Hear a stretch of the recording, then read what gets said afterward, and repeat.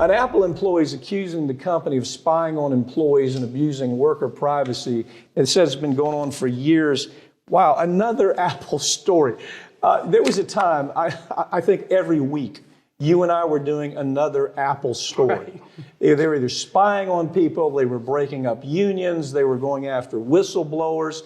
This one is really interesting in that it's beyond all of that. They've built their plant on 3 Superfund sites, and it's affecting employees. Yeah, it is, and that was one of the concerns that this whistleblower brought up, because she was alerted to some of these problems because she hadn't known when she overheard somebody talking about, we've got to do the air tests, the seepage, vapor test. I'm sorry, that's what it's called.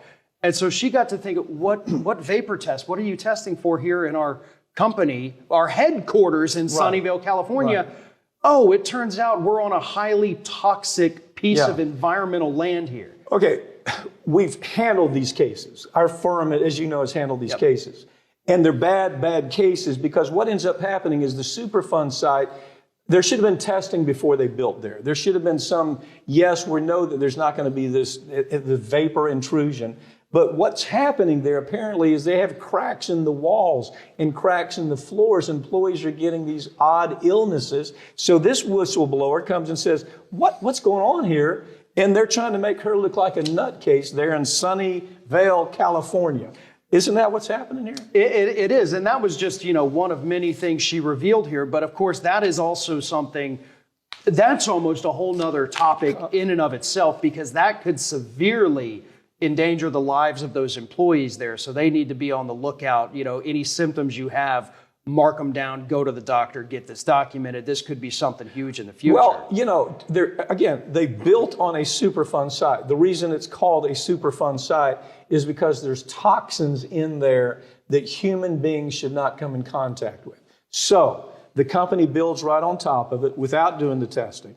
Either the engineer screwed up, somebody screwed up, and now these employees are at risk for having these vapor intrusions affect their health. I mean, it sounds like it's pretty clear to me. Well, and I think also, an investigation does need to be done about this. I would love to see the involvement of the California government here. Obviously, Apple's a big major corporation. They want to build a plant here. You can't convince me that the state government didn't know that they wanted to pick this Superfund site. So I do think this is a story that warrants a very deep dive investigation, because there's a lot of moving parts here that, this whistleblower only scratched the surface on. Yeah, could the site be built safely? Probably, but there had to be a lot more involvement. You can't have cracks in the floor and toxic vapors coming up through the walls and the floors. That's a problem for workers. A hidden Pentagon archive of drone strikes in the Middle East reveals that U.S. airstrikes have killed thousands of innocent civilians since 2014.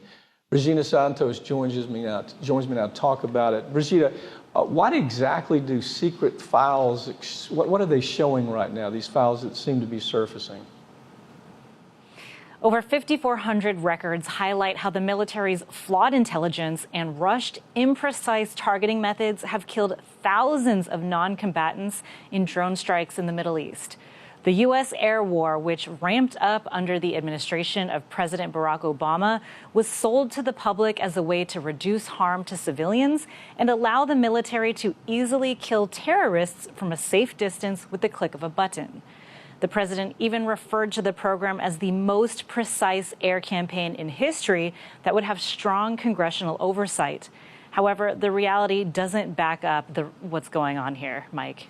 Yeah, I remember the Pentagon almost made it sound like it was a compassionate move by the military to use these drone strikes. Just unbelievable. How many civilians have been killed in these drone strikes, Brigida? According to the numbers we have, which is only a fraction of the truth, but what kind of numbers do we have? Sure. Well, because the Defense Department has taken extreme measures to suppress information about the civilian cost of its wars over the past 2 decades, the true death toll is unknown.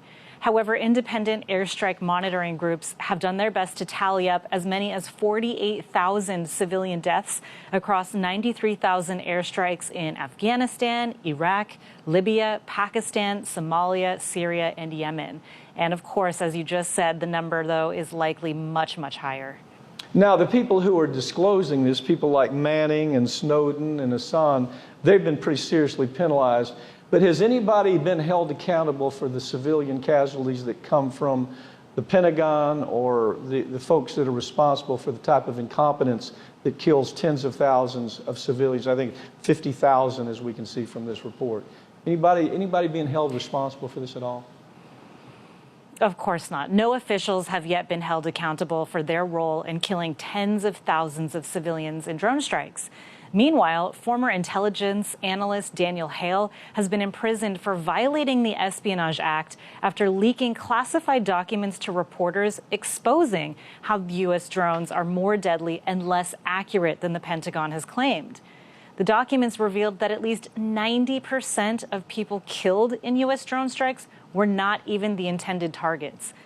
Even though civilian casualties have been rampant in Washington's war in the Middle East, the Pentagon continues concluding after investigating itself that it's been justified in committing acts that the Geneva Conventions define as war crimes.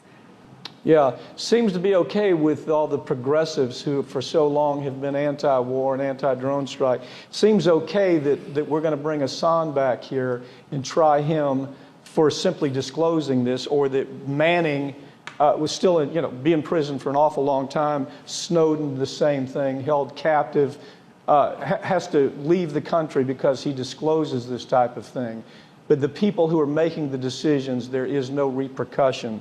It seems like an odd twist to me that progressives have gotten so far off on trying to make people like Assange a criminal, when what he did was told these stories. But we'll talk about that some more. When he comes back in the U.S., we'll follow that trial. Thank you for joining me, Brigida. Thanks, Mike.